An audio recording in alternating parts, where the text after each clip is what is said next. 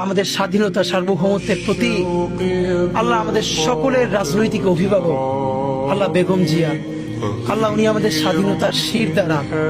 আল্লাহ আমরা যখন বুঝতাম না পুরো বাংলাদেশে একজন মানুষ যদি স্বাধীনতার পক্ষে আল্লাহ মেরুদণ্ড সোজা করে দাঁড়িয়েছিলেন উনি আমাদের বেগম জিয়া।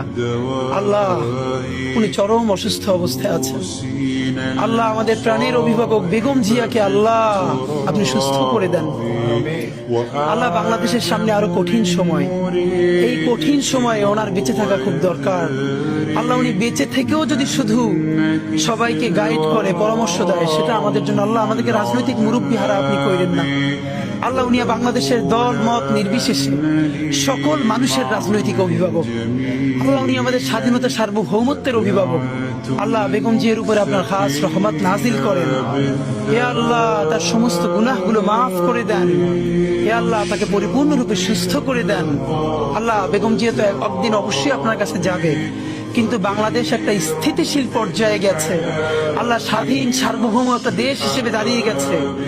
উনি যে লড়াইটা করেছিল সেই লড়াইয়ের ন্যূনতম একটা ফসল ঘরে তোলা পর্যন্ত আল্লাহ ওনাকে নেক হায়াত দিয়ে দেন। আল্লাহ ওনার উপরে খাস রহমত নাজিল করেন। অতি দ্রুত ওনাকে শেফায়ে কুল্লিয়া আজেলা দেন। রব্বানা তাকাব্বাল মিন্না ইন্নাকা আনতাস সামিউল আলিম ওয়া তুব আলাইনা ইন্নাকা আনতাত তাওয়াবুর রহিম। আলহামদুলিল্লাহি রাব্বিল আলামিন।